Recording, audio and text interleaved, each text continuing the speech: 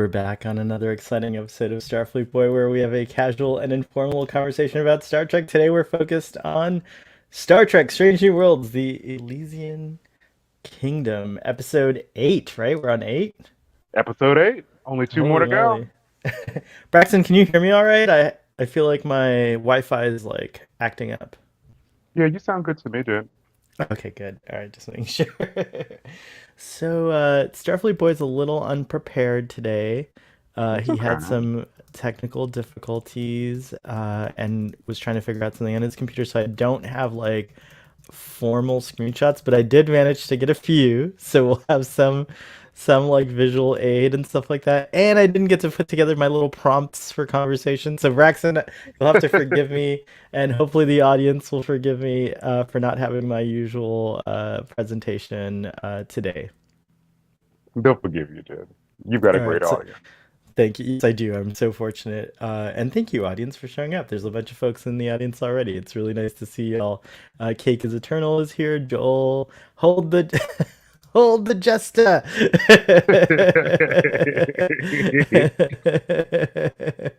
We have let's see who else. Oh, Father's here. Cool. Everyone go check out Text Trek. They were the quickest and deepest dive. Actually, we're like the quickest on Twitter Spaces, but no, I'm just kidding. They're the quickest and deepest dive on on Star Trek, on the newest Star Trek. They come out with their videos on Sundays. So I mean, sorry, on Fridays. So check that out, everyone. But Braxton and I did speak about this episode with a bunch of cool folks over on Twitter Spaces. You can tune in for our reactions to the latest and greatest Star Trek over there. And let's see here. I am forgiven, says Jill. You are forgiven. Just share some positivity. We need it. Yeah, no problem. You'll definitely get some here. So, should we do the episode summary? Dude, let's do the episode summary. You want All me to right. do it? Yeah, actually, if you would, that way I can do some stuff here and get Okay. get like the screenshots ready and stuff. Thank you. So the Enterprise is surveying a nebula. You know, on so I watched it 3 times. That nebula is so beautiful where Deborah lives. Like, wow. But anyway, the Enterprise is surveying a nebula. Doctor Mabenga is talking to Rukia, and her time is running terribly, terribly short, and he's trying to do whatever he can to heal her or prolong her life. He is using test tubes, and he's mixing medications, and they explode into his face. Unfortunately, the containment system doesn't work as fast as it should, and some gets in his face and he coughs. Um, but I thought it was interesting that there was, that the ship has a containment uh, um, shield, for the medical bay. I also found it interesting that he was actually mixing things himself in that way. It just seemed to me like maybe this far Oh yeah. into the future Like you'd think like a that. computer would measure things like more accurately, right? Yeah, but yeah, it is Mhm. interesting. It was nice though to see him doing all the sciencey chemistry stuff. Yeah, yeah. So, um, so number one comes in after that, and she's like, "Oh, doctor, like you're too distracted. You need to like refocus and go and see these shipmates and like clear them so they can continue service." So the doctor's trying to refocus himself. Um, and then um, the Enterprise can't warp away from the nebula. They also can't use their impulse drive either. I thought it was super unusual that that Ortegas was standing up just as like the impulse drive wasn't working, so that she like hit the console really hard and then hit the floor really hard. So the doctor was called so that he could help. So he enters the bridge, and it's like a period piece from the, or it's like not a period piece, but Yeah, uh, no, exactly. it's Like a from the new medieval book. medieval. Yeah, like it's very yeah. Yeah. So a lot of um, hijinks into we hear the story that the doctor is telling his daughter like over the episodes. You know, we see like this fantasy book, and in the end, Rukia ends up being taken by, and well, not maybe not taken. She ends up going with the Nebula alien, and she becomes non-corporeal.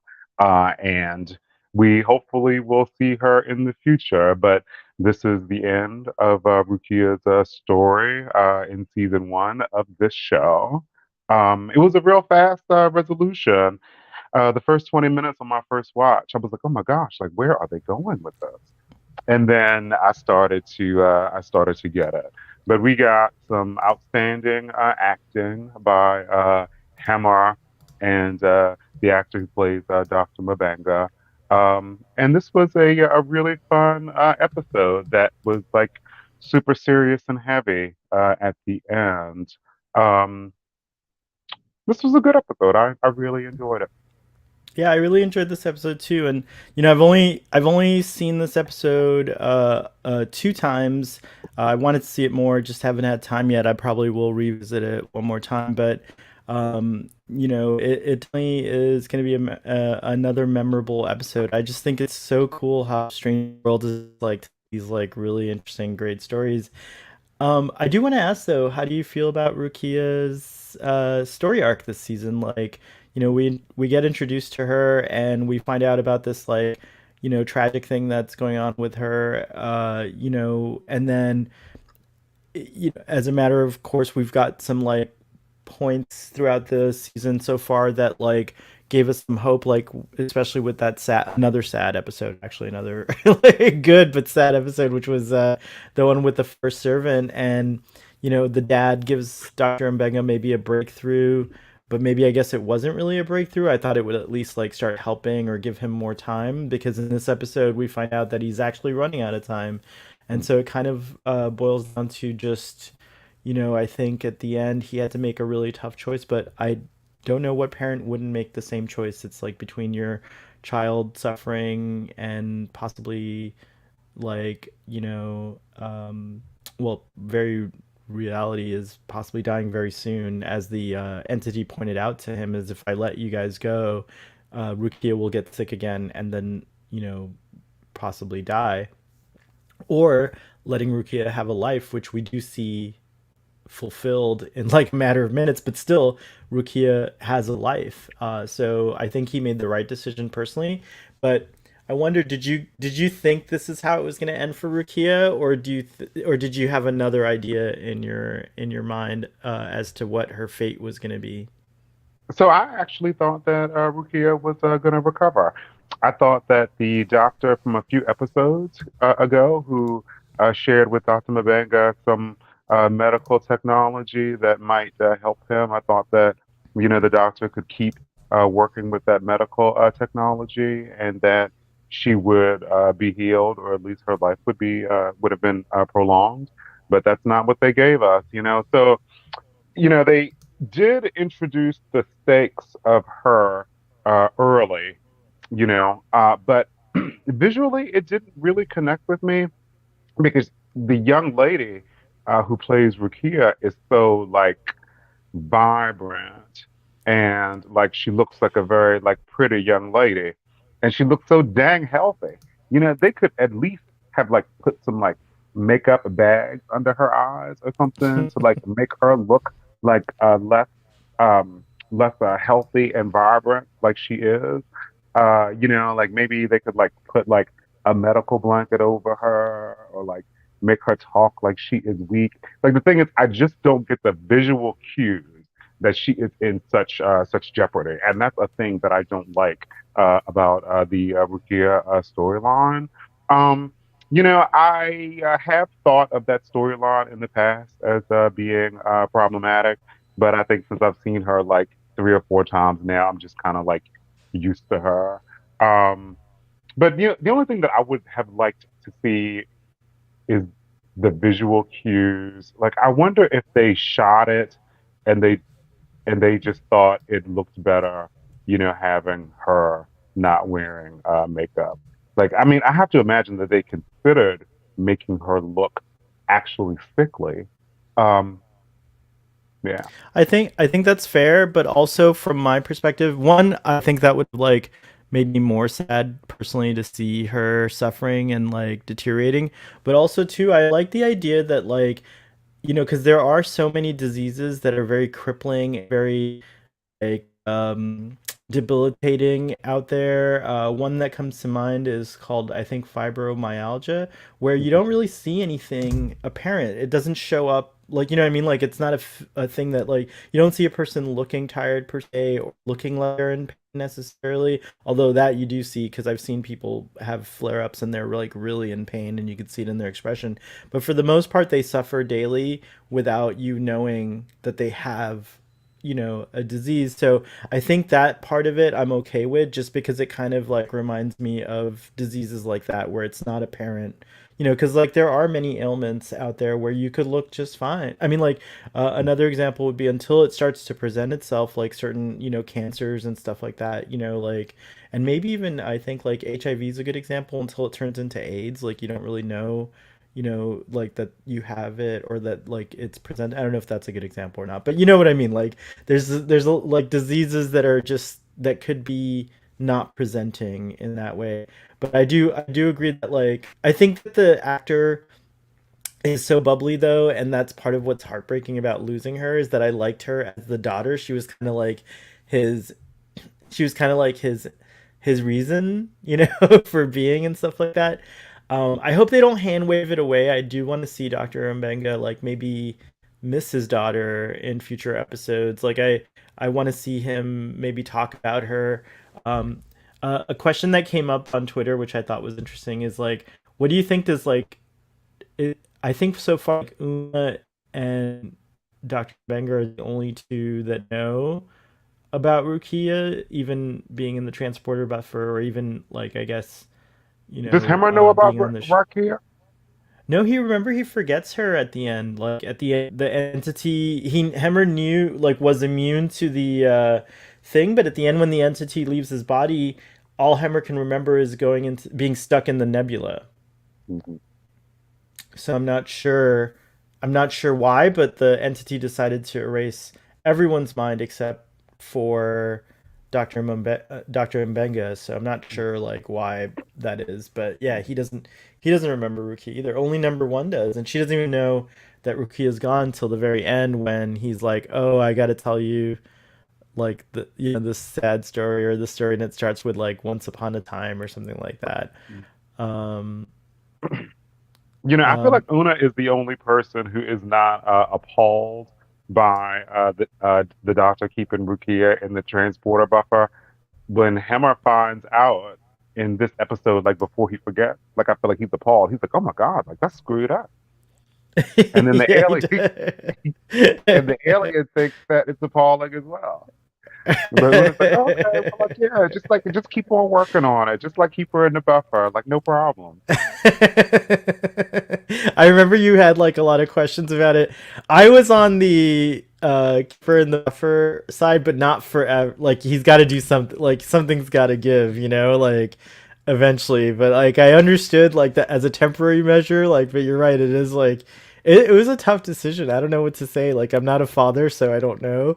But so I can only imagine what it's like. And then it was kind of sad to find out. We talked about this on the Twitter Spaces, but I guess we find out that Deborah, who not the entity, but the actual Deborah, was Rukia's mom, and apparently it looks like they lost her too. So Doctor Mbeg is not like, he's not probably making rational decisions because he's already faced so much loss. And not saying it's an excuse, but definitely at the end of the day, I think that the entity was right. Like it's like you are just prolonging her suffering. Like maybe it's better for her to be free of that. And like in a sense though, as far as we know it, Braxton, Rukia is dead. Like she's only consciousness now. Like her body's dead anyways. Like so in a way this was kind of like a death episode. Like we lost a character to I don't know. I mean, I guess in the context of Star Trek, yes, she has evolved into like a being, but like for us, like that's like we don't know what that's like. We can't just ascend into non-corporeal existence. So yeah, it's a heavy episode. It is good. Yeah, it is. We have here Rukia's proteins were degrading. She should have looked horrible. So Jill agrees with you. But Joel says, I think they didn't make her look like a cancer patient on purpose. Yeah. Um, Hammer knew something was going on in the medical transporter, but not what. Yeah, that's right. He was trying to look into it. Um, let's see here. I heard a suggestion that there were strong prophet vibes with the Nebula entity, the lack of linear time constraints, the incorporeal form, the Cisco Russell nod. Not sure I agree, but it's interesting. Oh yeah, there was a nod to Benny Russell, the character um, in the episode. Gosh, wait, it's like one of the most important episodes of Star Trek ever, and I can't remember. Far Beyond the Stars. Do you know that episode, right, Braxton? Yes, Like where he was where the writer. he was the writer, yeah. So there was like a nod to that because the book that Ruki's been enjoying, that Dr. Mbenga's been reading, was written by that character Benny Russell. So in a weird way, this like kind of connects to that episode, and certainly the entity does resemble in some ways the entities that we saw in the celestial temple, like the prophets basically. So yeah, but we've seen lots of entities kind of like this in Star Trek. So there's a whole community of non-corporeal entities out there. So but I can't help but think the writers had it on their mind, though. If they're going to bring Benny Russell in, they were probably thinking about it. So that might be something that'd be interesting to find out from the writers. um Cerulean Blue says, she's an eternal being now, merged with Deborah. I don't think of her as dead. She's with her mother now in the hereafter, sort of. Yeah, it's a really good point. That's a really good point. Um, I really don't know why engineering would have set up a unique power source to the medical transporter without shutting it down or finding out someone was in there. I think it's one of those cases where maybe number one was probably like, "Hey Hammer, we need a dedicated source to sickbay," and he was like, "Why?" And like trying to put two and two together, and she was probably like, "Classified, can't tell you." And he was like, he probably grumpily accepted it. So that's the case. But I wonder now when he asks when he requests that power source be I wonder if they'll leave that power source coming to sickbay. I mean, sickbay always needs the power, so let's see. I guess Una could have done the work herself, big science brain, although we haven't really seen that since Q&A. Yeah, that's true. We haven't really seen that. Let's see here. Maybe maybe Deborah picnics with the Organians. It's probably true.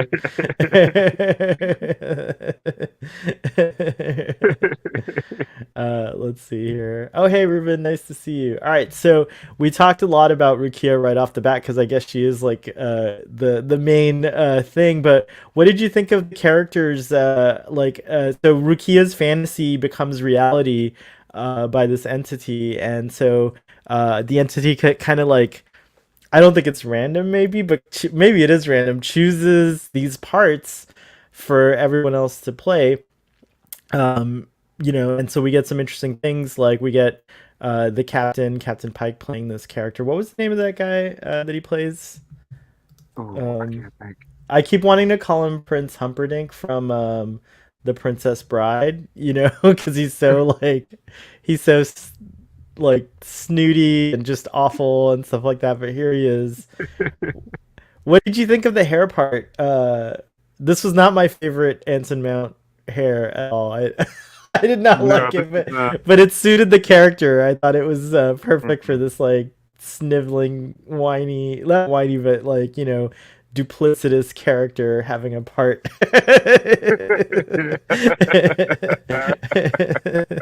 Beware of people with parts in there in the middle, with parts in the down the middle. Although it would have been funny if he had like an alfalfa thing come up at the top. But yeah, what did you think of all the characters? Which was your favorite of the of of the performances? Sir Roth is what I'm being told is his name. Mm, Mond mm, Roth. mm. Okay. So the new characterizations were great, and they were really complemented really well by the costuming. The costuming was so gorgeous. This episode. But my standout favorite this episode was Laon. I think that she looked so beautiful in that dress, and I loved that the dog was wearing a matching dress. This actress, That's her actual doggy too. Her real life mhm, dog. Yeah. Runa. Yeah. I was surprised by I liked seeing her range as an actress. We learned that hmm she could sing when she like hit that operatic note. I thought it was really funny when she was like, "Oh, like they'll like get you with their powerful magic." I thought that was really fun. I thought that Hammer was also really great this episode. The young lady who played Uhura was also very good this episode. Ortegas really kicked ass. There's been a lot of positive response to Captain Pike's cowardly, backstabbing character, but I didn't like this guy. Yeah, He we're not meant to, but yeah, you're right. It's a good job there, Ansel. But yeah, I thought that these characterizations were great, and they were really helped by the costume. And the costume was gorgeous this episode. I love an episode where actors get to like do something different from their, from their part that they're playing. And this episode gave everyone a chance to be a different character from the ones that they were playing. And I thought that was pretty awesome. And I agree with you. Like everyone was just so fabulous in this episode. Like, it was just number one being the lady of the forest and like just like she was pretty badass. Hammer was great with his abracadabra and his wizarding and even what's his name who plays Spock um why can't I remember Ethan this? Pack. Ethan Peck's, thank you. Ethan Peck's a dark wizard character who, was really great as well. And I like that whole idea. Castor and Pollux are supposed to be like uh, twins from, I think it's Greek or both Greek and Roman mythology and stuff like that. So it was neat Oh, to see these two wizards like twin wizards, but like each one was obviously a dark wizard and one was like a like a light wizard or whatever. But I thought that was pretty cool. The guards were great. The all the costumes. Like I bet everyone just had so much fun doing something completely different than what they normally do.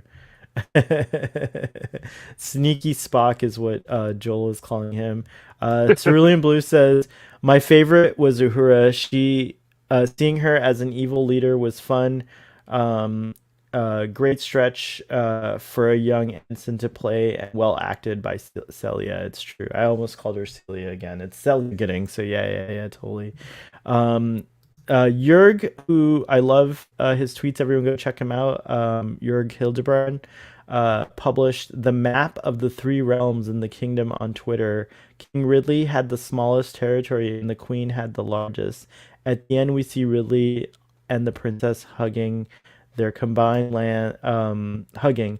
Their combined lands exceeded that of the queen, so peace reigned over the land. My ending. Oh, that's really sweet. I like that. That's really cool. Princess Talia and Runa were the best for sure. It's true. um, Thank you, Kate. Castor and Pollux are half brothers in the Greek mythology. Oh, okay. I thought they were twins for some weird reason. Okay, so they're half brothers. That's cool. And the red shirts had the best costumes, and they were red. I just noticed. I didn't notice that just till now.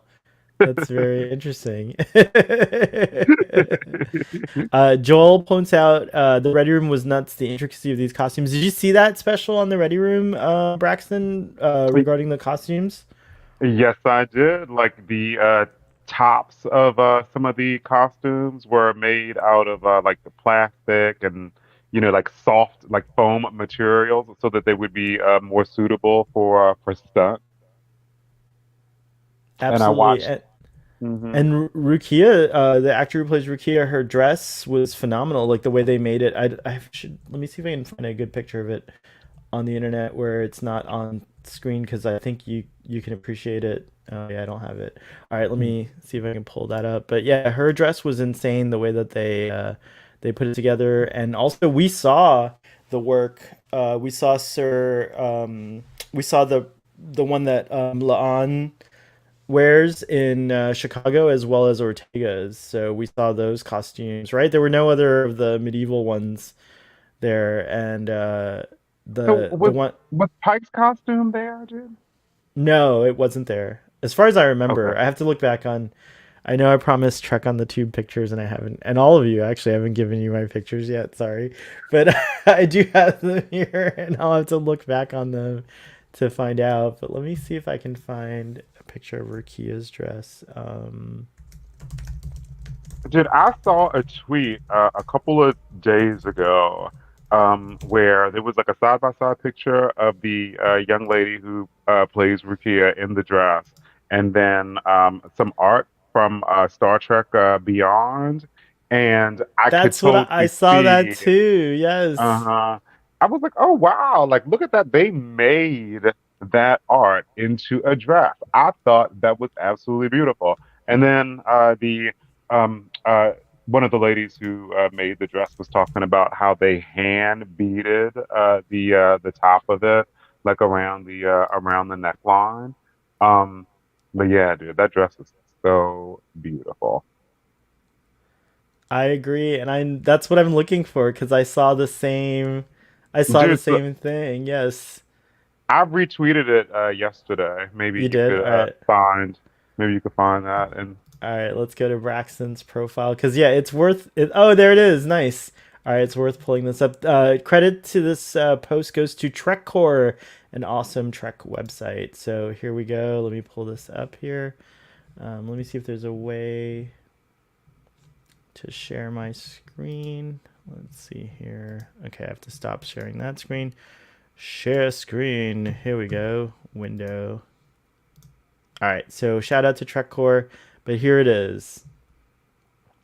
So there dude, we go. that is awesome. It is pretty awesome. So did we ever find out? Is it a coincidence the coloring of the dress matching the Beyond poster?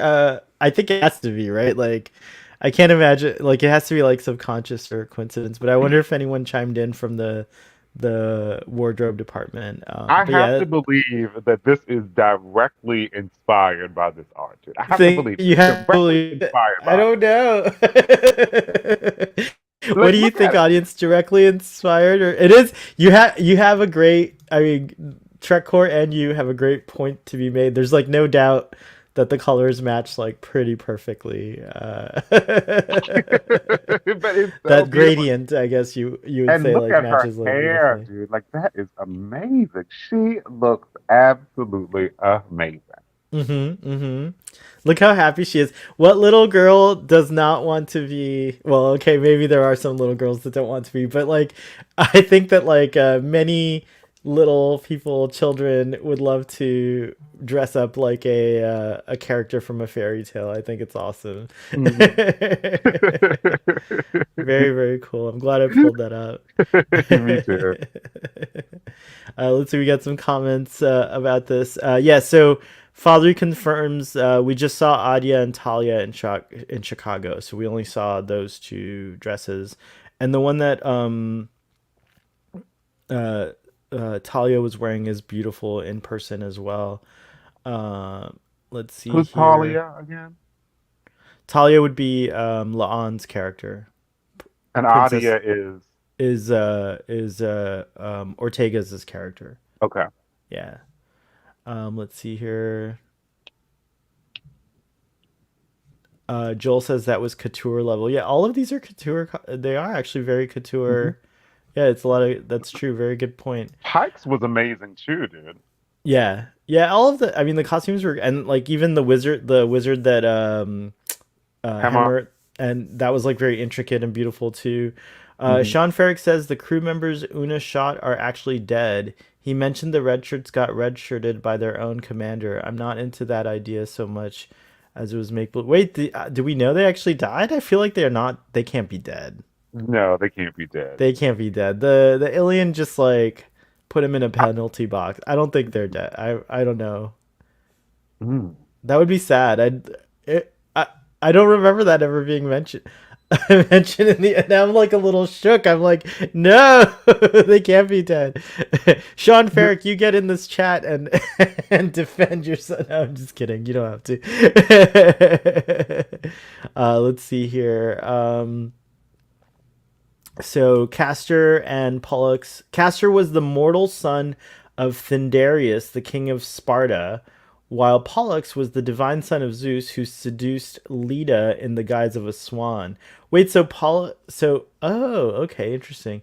The pair are thus an example of heteropaternal superfecundation. Fecundation. Oh my Whoa, gosh, what a who, word. whoa, who They are did? Whoa. sometimes said to have been born from an egg, along with their twin sisters, Helen of Troy and Clytemnestra. Oh, they're twin sisters? Wow, I didn't know that. There's like so. That's crazy. I knew. Oh wow, dude. Wow, interesting. and and Hold the Jestin points out that happens with dogs all the time. Different fathers in the same in the same litter. Oh my gosh. Softly uh, boy, do you think that you would want to be a disembodied consciousness that lives in a nebula forever? that's a really good question. I really enjoy my corporeal existence. So ask me again when I'm older, like maybe when I'm in my 80s, I might have a different answer. But as for right now, I would prefer to experience life in a corporeal existence because I don't know. I don't know what it would be like to, you know, I think I like the limitations. You know what I mean? Our limitations is what makes us who we are. Like the fact that we don't have that existence makes us kind of like make, I think, better decisions. I think there has to be, that's a really good question. Like my gut tells me, yeah, why not? Like you could be anywhere in the universe at any time. You can become corporeal when you need to. Dude, can the So nebula move? Dude, I feel like a nebula can't move, right? the nebula can't move, but I get the impression that like maybe they can't. Like maybe when you're non-corporeal, you can like be just. I don't know what the limitations are. Actually, it's a good point.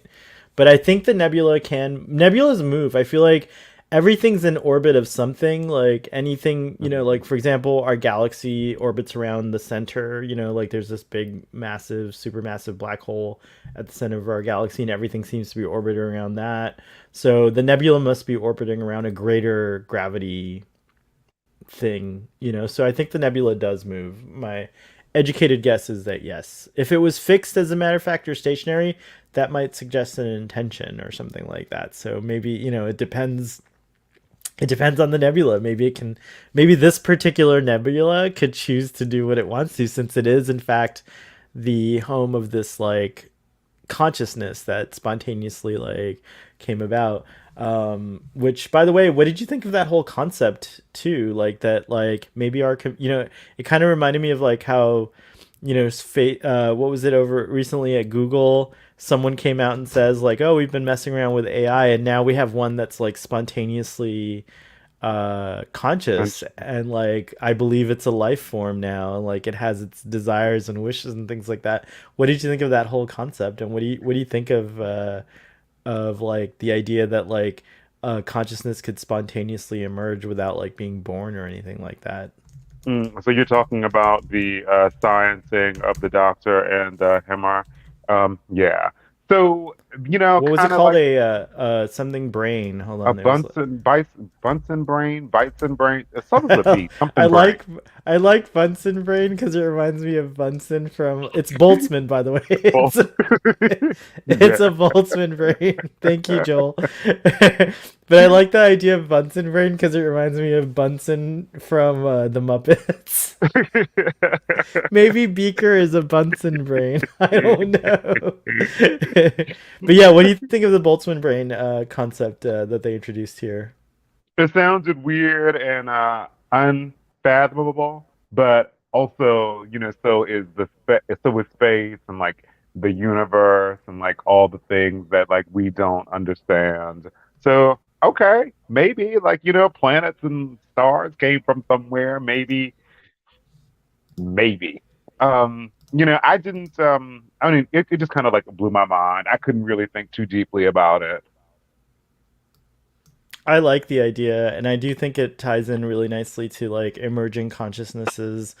And I do think that Google is needs to like let an independent study happen of this AI because if it is a life form and they don't allow it to, I don't know, I guess like experience life, that might be a bad thing. So yeah, I liked it. We had some more interesting comments here. Let's see here. Um, oh, cake is a term. Folks are saying they can't be dead. Those red shirts. I agree. Um, they probably escaped. Stranger World's costume designer is Bernadette Croft. I wonder if she was related to Sid and Marty Croft, but apparently not. Oh, okay. Who are Sid and Marty Croft? Were they doing costumes on Trek before? That's cool. Sisters can't be born from the same egg as brothers. Does the nebula have coffee? That is a good question. Does the nebula have coffee? I think it does. I think it does. Hold the Justice says, I'm not ready to let Rukia go. I'm still in the bargaining stage, wanting them to have continued the healing storyline. I agree in a way. I think I would have liked to have seen her become a part of the crew, like Wesley. Excuse me, like Wesley. Well, she is like Wesley. She's become like this, like, ethereal, non-corporeal being. But I would like to have seen her stick around for a season or two. I think this was a good ending if we couldn't find a cure for her. But I think it was, for me, a little rushed, especially because I was really enjoying the actor in Ruki. Now, we couldn't have her just be in the transporter buff forever, but maybe it would have been interesting if, like, she progressed from, like, girl in the buffer to girl in the bubble or something, like where she could have access to limited areas of the ship, or like maybe given her own crew quarters where it was completely sterile or the conditions were made so that she couldn't, that it wouldn't affect her in the quarters, so she could at least have a little bit of a life and experience time and grow up a little bit while did this. So yeah, I do think it was a little bit of a cop out to get let go of her this early. And again, I'm just afraid with the episodic nature of the show that it's easier to forget her or forget about her. So we'll see what the show does. I was wondering, I was like, maybe when they were shooting um and while they were like editing their story together, they were like, okay, well, maybe we made a mistake with this girl. Like maybe we should just try to recover really fast by just like ending Writing things her with out. her Yeah. really, really fast. Instead of her having a longer arc. Maybe that's what it was. I love this the kind of storytelling that they're giving us. I love that we get like all these like one-offs, these self-contained stories. It feels really good to me. Right. Not to have like too much anxiety, right, in between episodes, like where it's like, yeah, it is nice. It is nice. I'm a fan of both storytelling types. I do think that works really well though, for Star Trek to have like more of a episode of the week rather than a serialized nature. because oh wow, I just made Siri go off. Hold on. Oh no. All right, I can hear you again. That was scary. Okay. No, I don't need your help. Thank you. um, Do you think I that people go ahead. do you think that people had the most positive reaction to Hemmer this week of the overall cast? Yeah, I do think so, especially because I missed him. I really liked the character a lot, and you did notice that he was absent from the last few episodes. Like, what has it been, like 2 or 3 episodes now that he hasn't been around? So yeah, I do think that yeah, and he was definitely the highlight, one of the highlights with his whole magic of science thing, and all that stuff. It was great. And I just loved. We didn't talk about it yet, but I loved seeing his antenna moving. It told me it kind of like gave me the impression that some Andorians and Anar they are antenna talkers. Like some people are hand talk. I'm a hand talker, and some people are not. You know what I mean? So it gives a really good explanation to why some antennas move and some antennas don't. They're all capable of moving, but some Andorians are just they're just antenna talkers, and some are not. So Hemmer's not an antenna talker, and I kind of like that. And it wasn't until he was jolted by this alien that his antenna actually moved. So what do you think? So I loved seeing his antenna move this week. I was really, really wanting to see the antenna move. Like I remember the So was Andorians so from was Jill. Enterprise, and they had, and and they would be like moving. Constant. They had like mechanical things in the makeup to like make them move. And I was really, really wanting that. Something that I had forgotten though. I had forgotten that um, he's not Andorian, he's Anar. I forgot that Yes. Anar were extremely powerful telepaths. Something that would have been cool, like going back, like episodes, is if when Hemmer was trying to give Uhura instructions on how to fix, the machine, if he could have like telepathically interacted with her, like he couldn't like she wasn't understanding, and like Hmm. he just like put it in her brain so she could like visualize Yes. exactly what to do. That would have been Yes. like a really cool way to show off his powerful telepathic powers.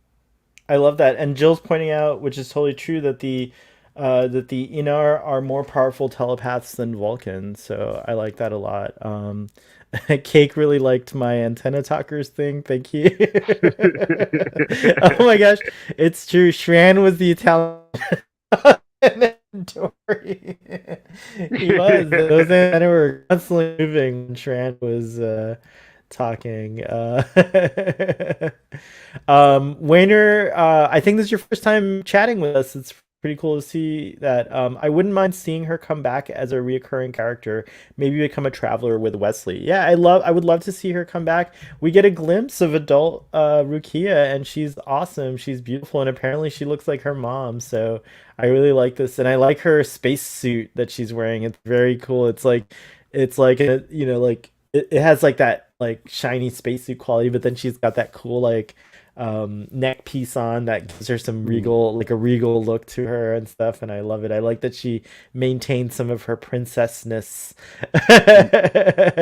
as she grew up. And it's amazing to think that like I think this did a really good job of illustrating the non-linear aspect of her new existence, that she Mm. now simultaneously exists like however she wants to, and so she can I think this was like a great, I think like, you know again, I'm not a parent, but I can only imagine that you want to see your child grow up happy and healthy, and so she gave him that in a sense. Like she was able to come back as an adult and say, look daddy, like the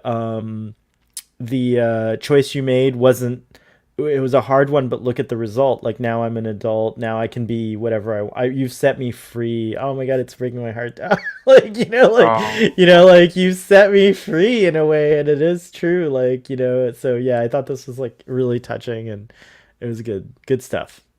I would have wanted to sit with it for it to have felt more heavy by just like us having seen the girl just like kind of like disintegrate and go into the nebula, and then like we're just like left with it for a while. Like that's what I wanted, but I think it's cool that they ended up like showing us like, oh, daddy, like I'm okay. I did Right. think that was okay, but I would have rather us like just having to like just us and also Dr. Mabanga just like having sat with that, like, oh, like did I make the right decision by telling her that she could just go? I mean, there was like a fierce urgency of now because like she was going to die within like hours, so he had to like so it had to be like a snap decision, like, yes, I want you to stay in the transporter buffer, or like I want you to exist in some way,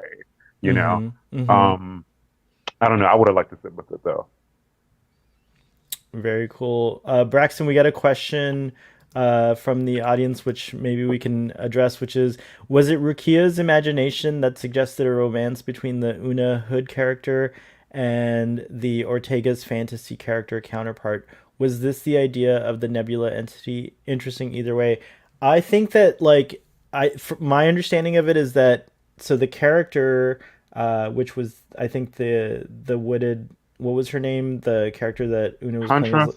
the Huntress character, and Sir Sir Ortega's. I can't remember any of the characters. Starving was so bad this episode. Sorry, Wayner. This is such a bad second impression. I usually have notes and stuff. I didn't prepare, but his two characters. I think we shipped them together because I think she was talking about like she wanted to change certain things about the book, and one of those things might have been like, romances, and like I think she talked about the lady coming to Sir Adya. Thank you, Sir Adya. And them teaming up. I think that was Rukia's thing. As far as the romantic part, like I think that's just tongue in cheek. The writers like putting that in there. Like, well, sorry, I don't think that's tongue in cheek. I think Rukia had that idea as well. I mean, little kids are always creating couples together. Like when I was a kid, I did that. Like I was always like I'm a shipper, and as an adult, I ship all constantly. But as a kid, I was always like, oh, maybe they could be like together, or maybe that, like kids don't necessarily have the same ideas we do about romance, but they have a more like, I think pure idea of romance, and so I think that's what that was. And as far as just the tongue in cheek, innuendo stuff, I think that's just the writers giving us, the audience, a little thing to laugh at, and it was funny. I thought that was funny. What do you think, Braxton? I did think that it was Rukia's imagination that was shipping Huntress and the King's protectors. Or protector. I did. It was interesting that Ortegas was playing a male character. And like as I watched the scene like a few times where they were like, oh yeah, we know each other really well, like, oh, really well, like, oh, really well. You know, I did think that that was like that it was like more innocent, kind of like, I could imagine like maybe like, a kid would like think that, you know.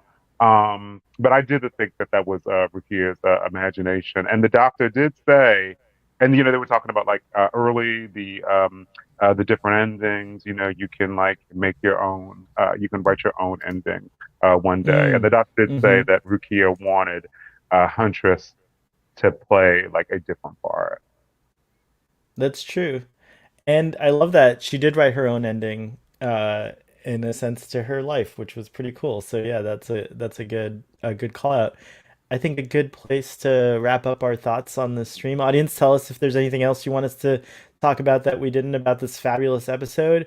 Um, uh, as far as final thoughts go, like, gosh, like Strange New Worlds, 8 episodes in, is really firing on all cylinders, and I haven't been disappointed with one single episode. I mean, naturally, there's going to be things that you can find to nitpick about just about everything, but I can't believe how I think not knock on wood, not to jinx it, but I feel like with only a few episodes left, Strange New Worlds is trending to be the first for me, probably a perfect season of Star Trek. Like, yeah, I think I even gave something a 9 in Picard season 1, and I think Oh, I think I even gave a 9 in Picard season 2, which Picard is my jam. You know that I love Picard. yeah. So Yeah, so I don't think I've given perfect tens to every single episode of every single Star Trek, but I'm not gonna break it on this one. I'm gonna give this episode a 10 as well. So that's my my strange new rating for this. Braxton, any closing thoughts on this episode? So, I gave last week a 10. I don't think that this episode was as strong as last week's episode. So I give this episode a 9. It was very strong for me.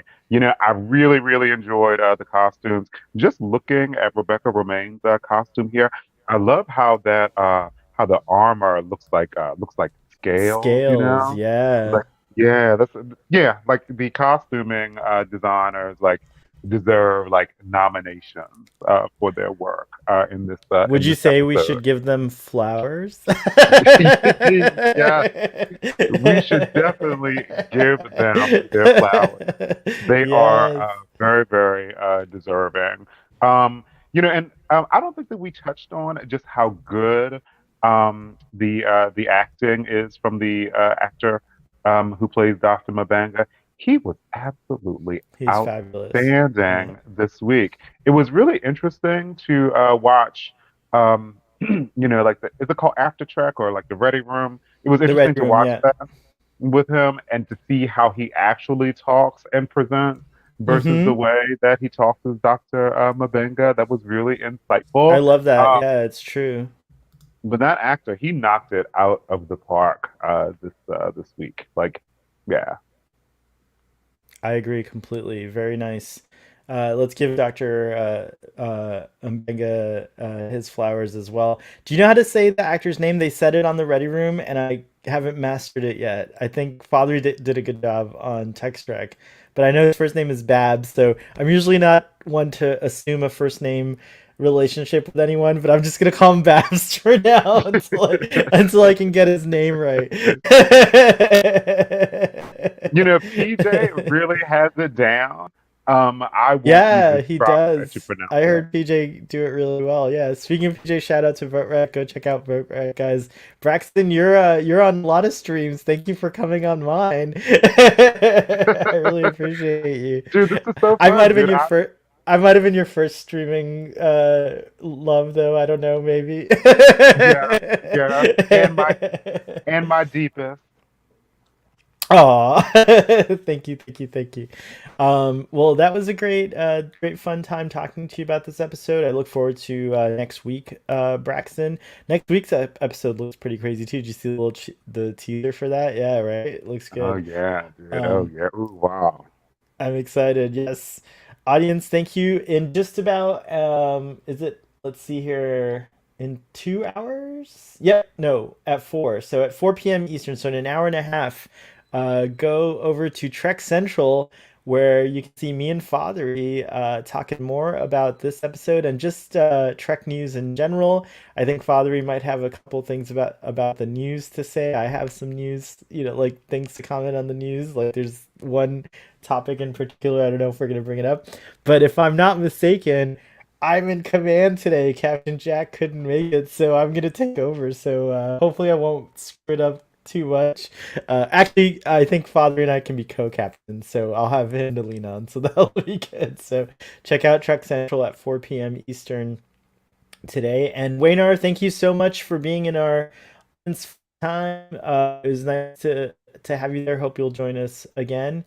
And everyone else, thank you so much. Live long and prosper, and we will see you next time.